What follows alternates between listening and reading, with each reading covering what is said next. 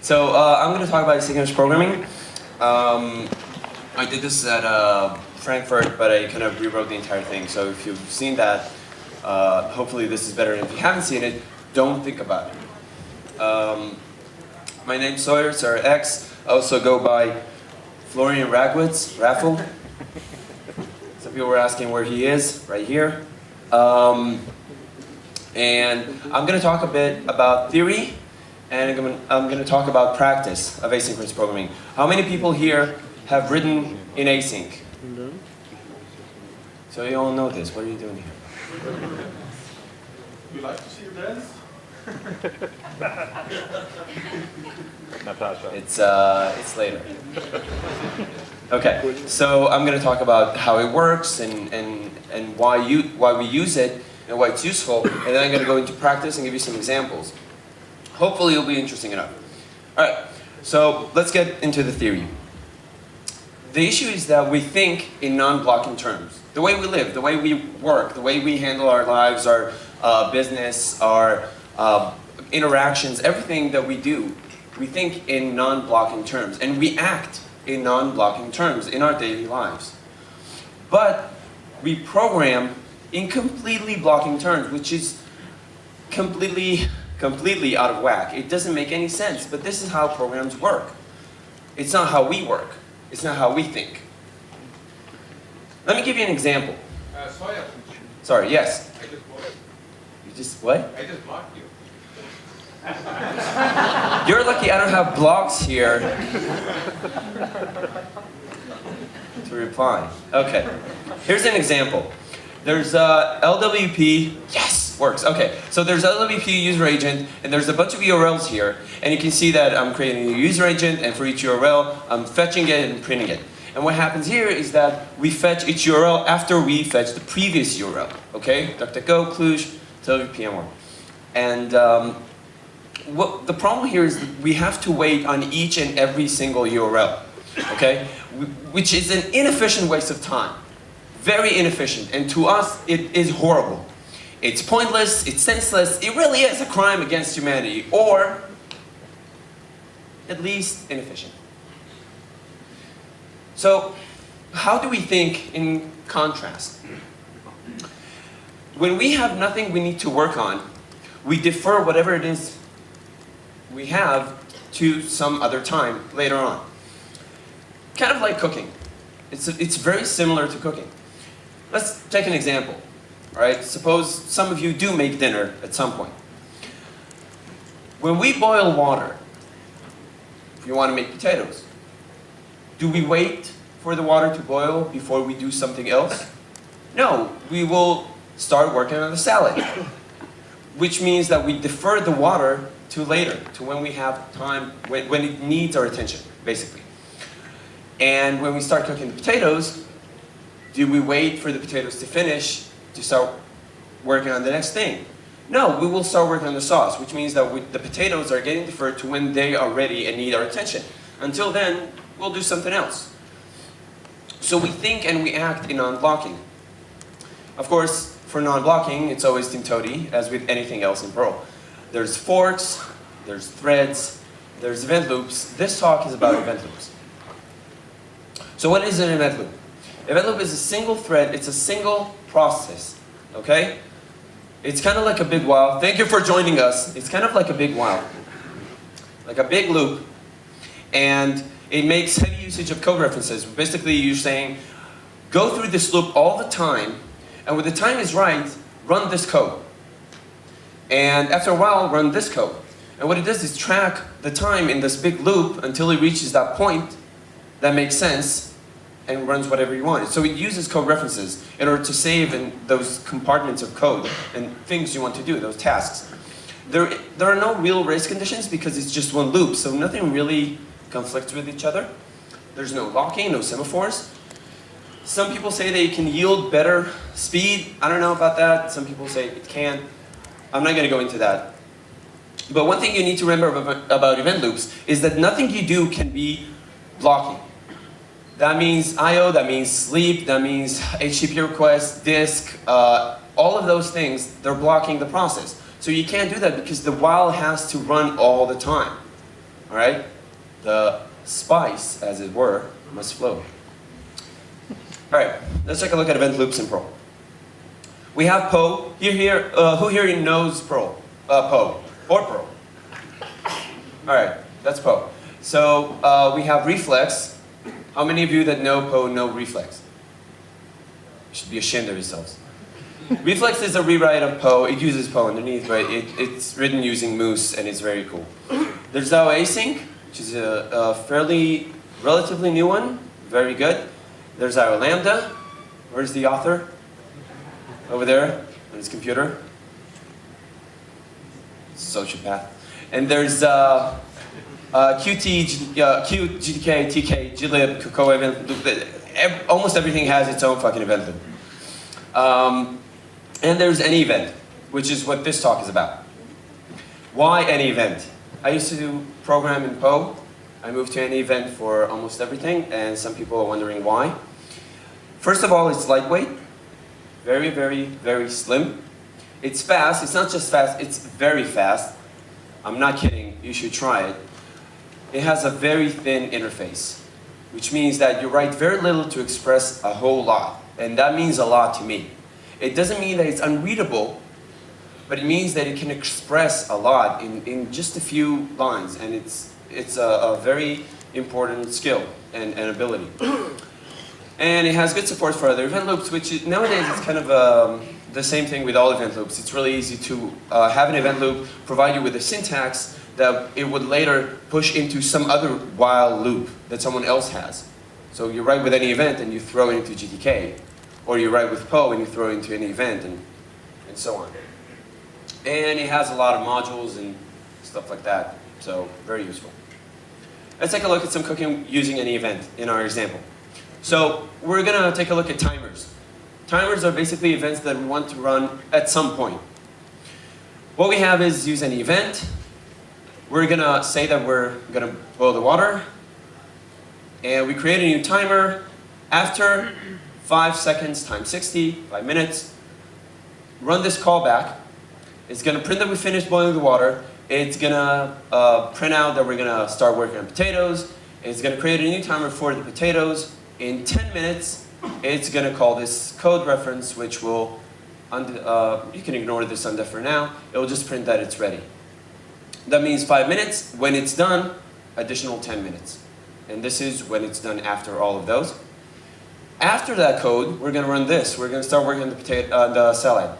So create a new timer for the salad. 6 minutes, call this, finished, start working on the sauce. 12 minutes, start working on this. Finished working on this. What is the order here? No one? All right, let's try it out. Water takes 5 minutes. Potatoes will take 10 minutes after we finish the water. Salad takes 6 minutes, and sauce takes 12 minutes after the salad. Now what's the order? Anyone? Hands, legs, Water, feet. salad, potatoes, sauce. 2 points. Thank you. Excellent. So it prints out that the water is boiling, the salad is being prepared, water finished and started potatoes. Meanwhile, the salad is ready, sauce is being prepared, potatoes are done, and sauce is done. This is how it works. It's kind of confusing. Let's take a look at something else. Condition variables. Condition variables, it's basically a condition waiting to be fulfilled, kind of like a prophecy waiting to be fulfilled. It starts as false, and you gotta set it to true. Now, you need condition variables in order to wait for other events to finish. See, the problem is that, we're going to see it in a second. When you want to wait for something to finish, you call receive, and it's still false, but receive waits there until it's true. It's just going to hold the program. When something you want to set it to true, you call send. I know it sounds kind of weird, but you're going to see some good examples, I hope. See, the problem is that without condition variables, we reach the end of the program. If I set a few timers, I set up 5, 6 timers, and I reach the end of the program after I set them, what's going to happen?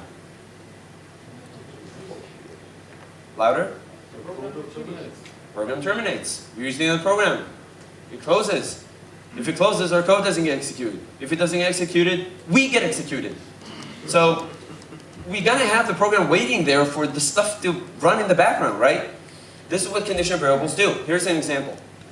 So we have a count there, it's 1. We have a condition variable using conv var. We create a new timer saying every single second, run this thing over here. You have a count, we check it, we compare it to 5 and increment at the same time, why not? And then if it's 5, if this condition is true, we call send on this thing here. And that will set it to? True. Thank you.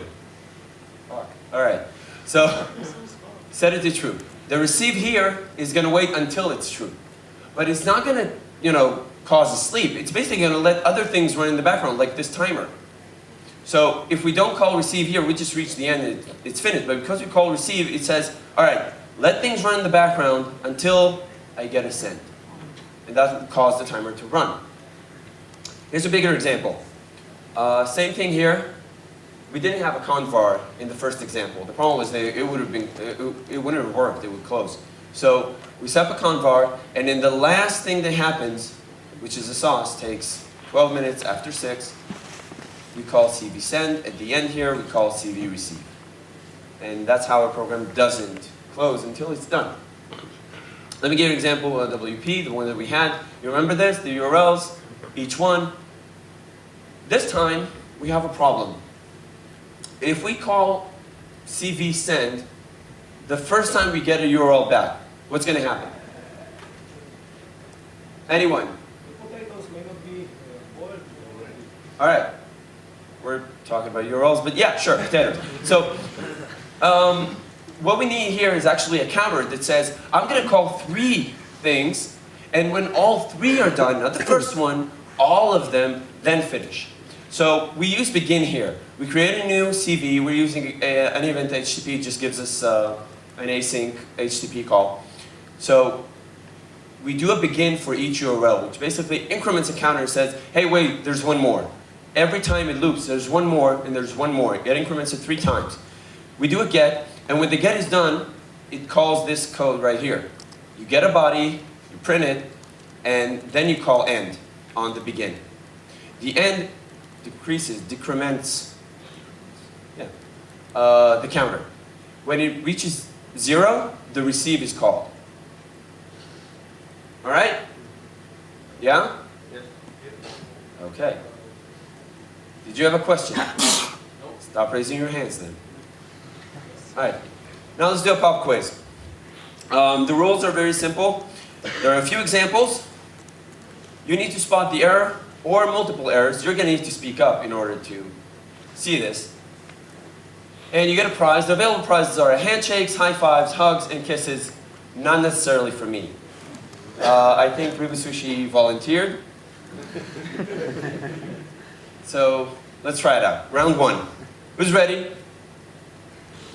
Ready. 2 people. Excellent. Thank you. Fuckers. All right.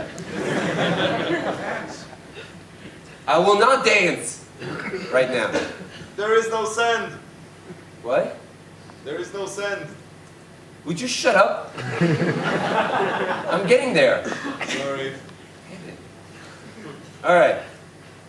Continue shutting up for a second. We have an HTTP, AnyEvent HTTP, and an event, and we have a post call. We give it a URL, we give it a body. There's a sub here that's going to get called when it finishes. And now we run AnyEvent convar receive. We're waiting to finish. What's the problem? Hands. Or just scream out.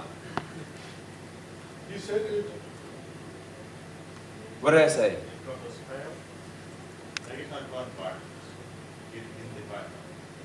Here it is. Before doing HTTP post. It ends, sorry? It exits before doing HTTP post. No. No, it would be all time work until you cancel it. There you go. There's nothing to close the receive here. So it waits for a send, but there is no send. All right. Round 2. Wait till I put the question on. All right. So we have an event here. There's a timer here. And we have an interval every 5 seconds. There's a callback here. It does a sleep one, print something. What is the problem? What was that? Rick said I should stop pointing at people with the laser. It's too much fun. What was that? Main loop is blocked. Main loop is blocked by? Sleep. Yes, you are correct. Anything else? Timer is undefined. Object. Timer is, no, that defines it, it's fine. The program will exit immediately.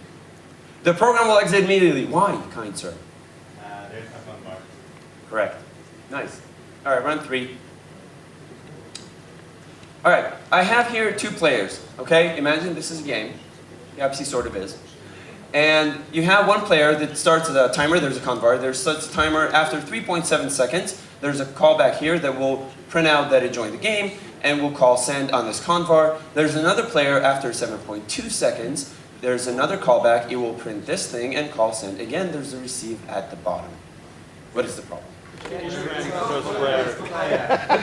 First player joined. You are correct, I have no idea what you said. One person? The problem really is that the send here, the first send, will call the receive and the program will exit.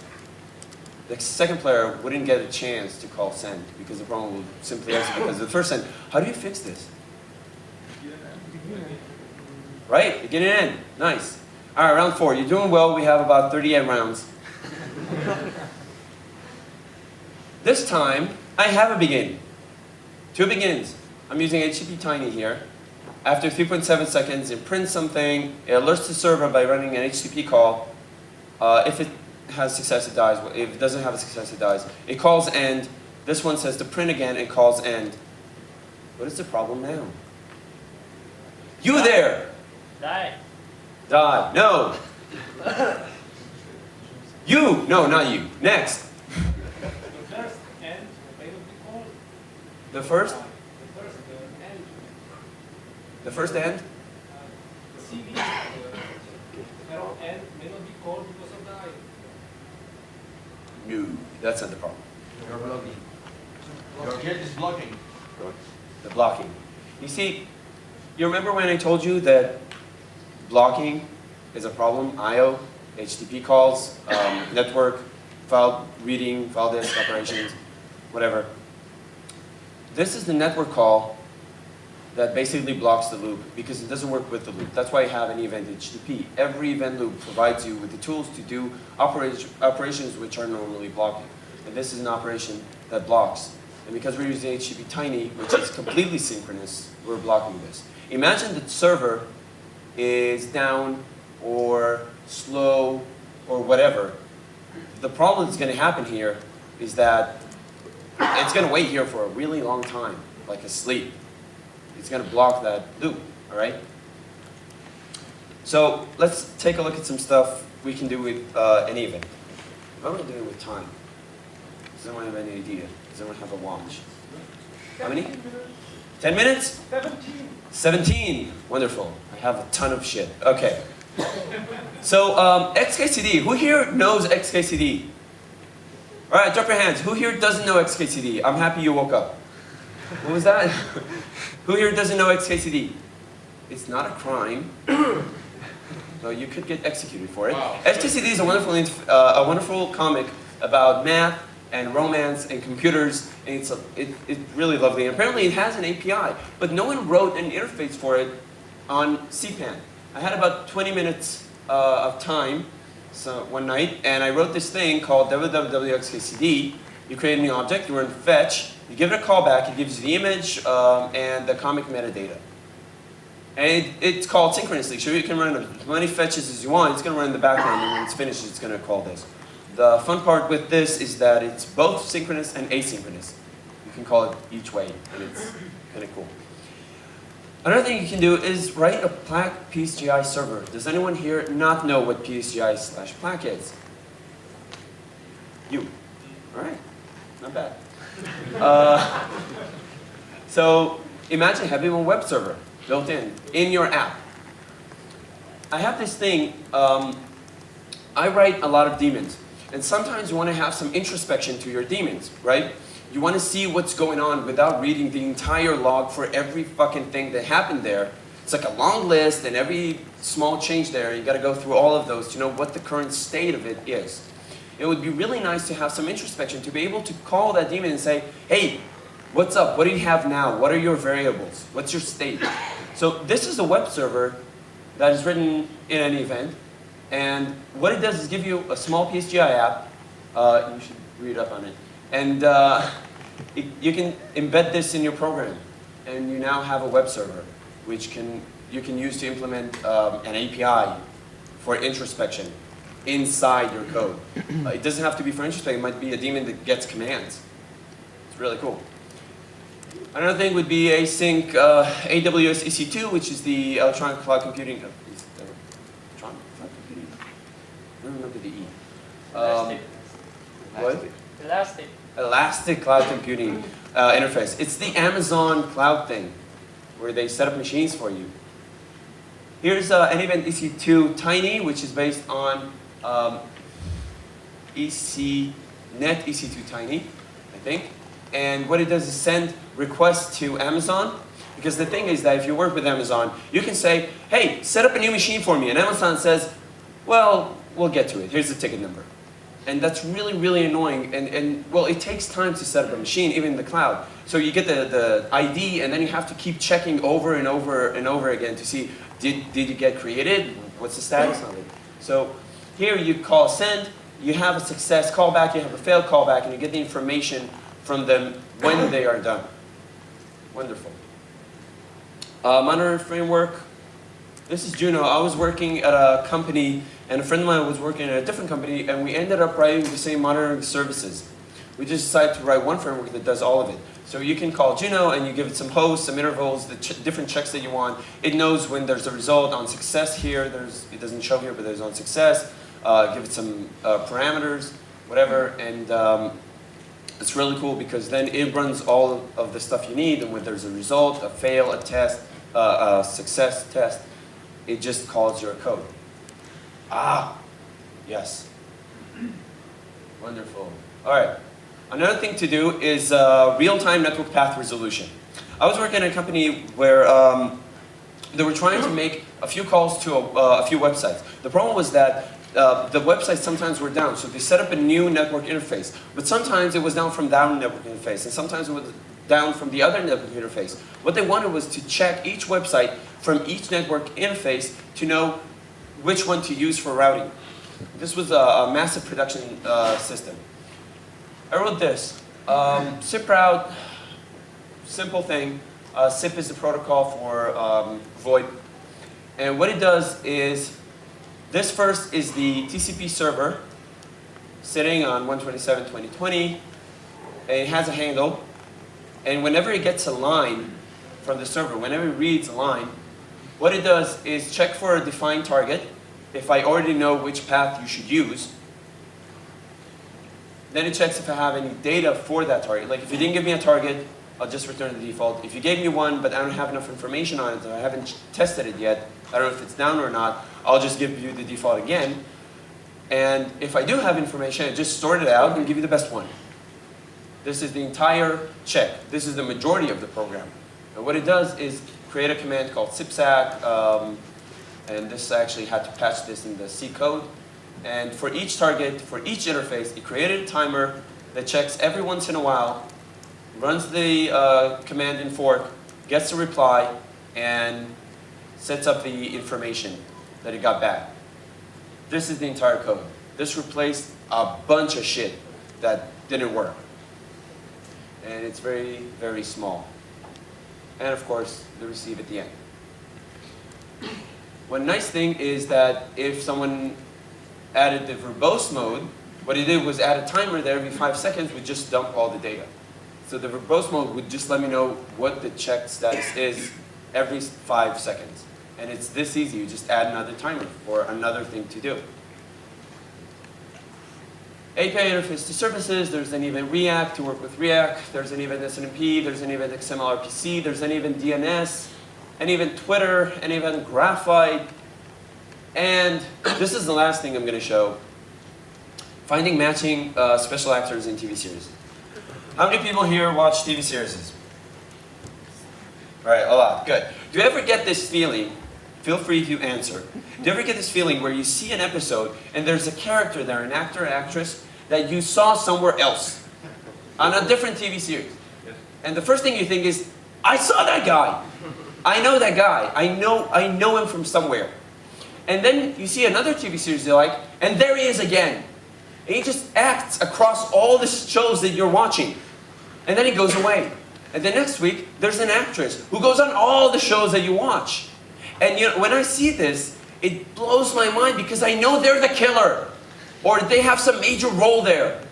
And it drives me nuts. And I know this is, it's a problem that I have. What I do is, I go on IMDb, I search for this series, I search for the episode, I search for the actor, I go through their entire history to find shit that I watch that they played some role in. Does anyone else do this? Yeah. I am not alone. All right, so getting psychological treatment takes more time and money than doing what I did, which was to write a program that does this for me.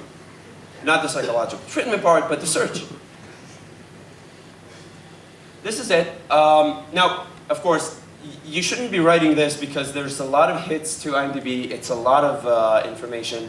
So I can't really tell you to write this. I haven't written it. If I had, this is the entire source code, though. So there's some TV series here. People argue with me over it. I used to watch some of these. I still watch some of these. I don't give a shit if you don't like them. Quit coming forward afterwards like, that TV series sucks. I don't give a shit. There's some regex here that you should never use to parse HTML because it will break every single time, if not now, in 5 minutes, if not in 5 minutes, tomorrow. Trust me, always. What I do is create a CV for every title. I get the, I prepare a URL, I prepare a regex for it. I call begin for every title that I have, and I just run a request asynchronously to get the list of sorry, where do we go? Yeah, this is a regex to find all the series, all the seasons. Yes, fetches the number of seasons for each title. After I fetch the number of seasons for each title, I fetch the number of episodes for each season because it doesn't go, the cast doesn't go according to series. It has a series, and then there's the seasons, and each season has an episodes, and each episode has the entire cast for that episode of that season of that series.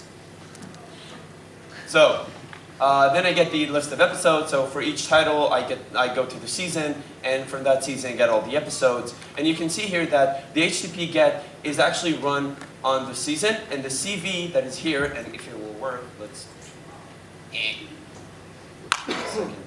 There we go, it worked. So the CV that you see here, it runs an end, and it runs, damn it, it runs a receive here, which means that I'm actually holding off on every series instead of running all of the seasons of all the series.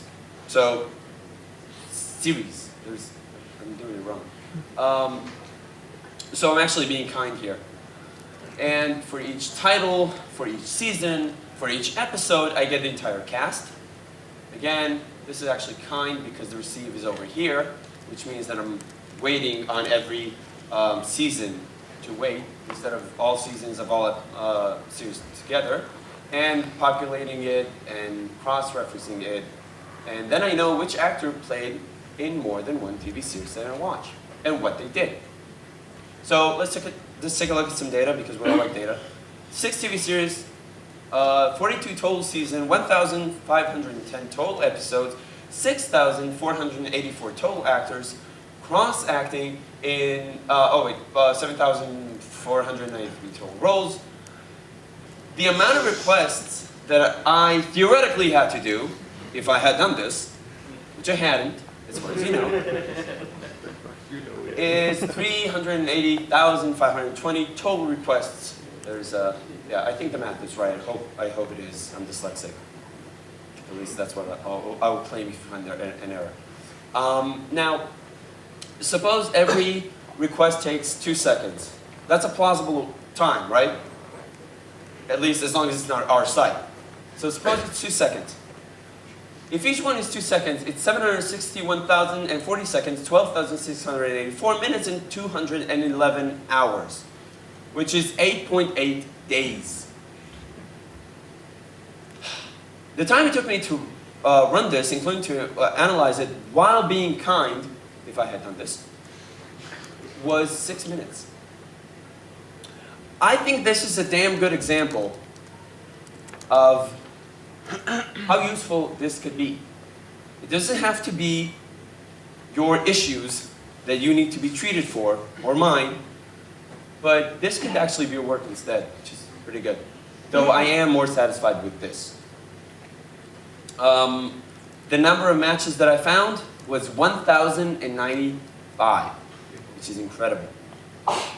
Here are some of them. Michael Patrick McGill played in CSI Las Vegas and Dexter. Robert Esser played in CSI Las Vegas and in Castle. You can see that he was uncredited first and then he became a waiter. That's a step up. Andre Alexin, he played, he was uncredited and then he became a credited character. Now, you will also notice that he was the state governor before, so I don't know if it really is a step up. Then again, California, so it's hard. And Becky O'Donoghue played in CSI Las Vegas, medalist in Psych, and you'll notice that she actually made the jump. If you watch the series and you have the same mental issues that I have, you will notice that she made the jump from drama-based crime series to comedy-based crime series. And I was thinking about doing another bit about, do they do this when their career is down? Because usually they don't do this. Clearly, the most accomplished cross-actor is Mark Pellegrino, who played in Castle, Closer, CSI Las Vegas, Dexter, and Mentalist. And you will notice he did not make the jump to comedy-based crime series. So his career is doing fine. And he actually played 2 characters here. So, well accomplished. There's a whole lot of other awesome stuff that you can do with async code. I'm not going to show it. I think I'm going to wrap up here. Thank you.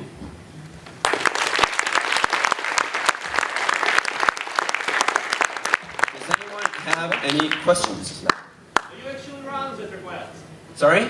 You actually run that request. Okay? Did I actually run this? Not as far as you know. Yeah, why am If I had run this, if I had, about 10 times. But I didn't. So it's cool. Yeah, the handsome guy over there. Yeah, why multiply episodes to series to seasons? You know how much episodes? It's enough to find all peoples. Sorry, what? You looking for people in episode, yeah? Yes. Yes. You have only 105,000 episodes. It's enough request. Why 300,000? Why you multiply 6 on 42 on... It's the number of plus episodes it. times the number of season times the number of... Come back to slide. Oh yeah, you know, the math might not be exact. Luckily, I don't care. Because the idea was to show you that it would probably take longer than it did. And if you look at it, it goes like, yeah, it would have taken 6 more minutes. More than 6 minutes. Thank you. Yes. You had a question? Yes, how does it play with Dancer? How does it? Play with Dancer? How does it play with Dancer? You can write Dancer applications with AnyEvent, it's fine. You just need an AnyEvent web server to run this. Or a Poe web server or any other event loop web server. That gorgeous fellow over there. Yes. Not you. Alright, you can, alright, fine. Why 2 months after you gave this talk, you're still not using the IMDb count cast queue between 2 titles search option? Because I have an answer. One, I didn't know it at the time. 2, Well, I did tell you personally where to find it. but that was after I wrote the slides. And after I did everything. And plus it was one evening when I was bored, so what do you care? Isn't it better than what we do when we're bored? You didn't spend the evening with me. I know. I know. We can't continue arguing about this in front of everyone though. Any other questions? It's not a question, but dancer doesn't work well with Dancer actually does work well, and I have written production code of Dancer with AnyEvent. Yes, that's. Well, I'll be happy to show you how to correct this. Yes? How do you manage to not get callback help? Right, callback help. So sometimes, thank you, yes. Sometimes you have a callback, and then you want to run another operation on that. So you have a callback for that, and then you want to run an operation on that, so you get a callback for that. And then you get this arrow thing going, and it's referred to as callback help. And a good way to resolve this is promises, which I don't cover here. But if you look at a module called promises.pm, it's by Stephen Little, who wrote Moose, and there's one by Paul, who wrote Async, called Future. Both of those implement promises, and what they do is actually provide an abstraction layer that says, all right, run this and return something, and later on that something, I'm going to tell you what to do if it works or not. So it kind of sorts it out like this. It looks much better. It's from JS originally, not JavaScript. At some point I will cover it, I hope. Any other questions? What do you Yes, think sorry. about using core of AnyEvent? What about using curl AnyEvent? Core of AnyEvent. Curl AnyEvent. Curl AnyEvent is another way of doing it. It's coroutines, and I don't cover it. It's pretty advanced. I haven't used curl much myself either, but it's pretty advanced for this one. More natural syntax. It's nice, yes.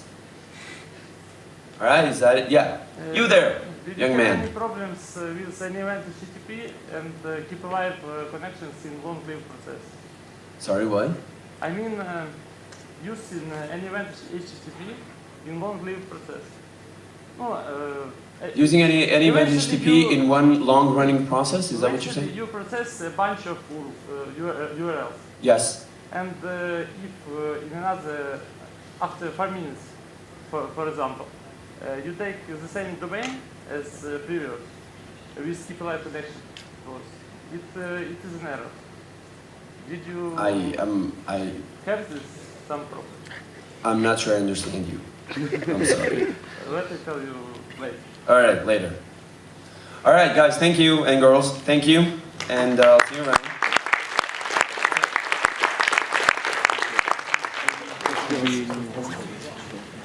And whoever bet on me saying fuck less than 5 times, you won. 3? Down.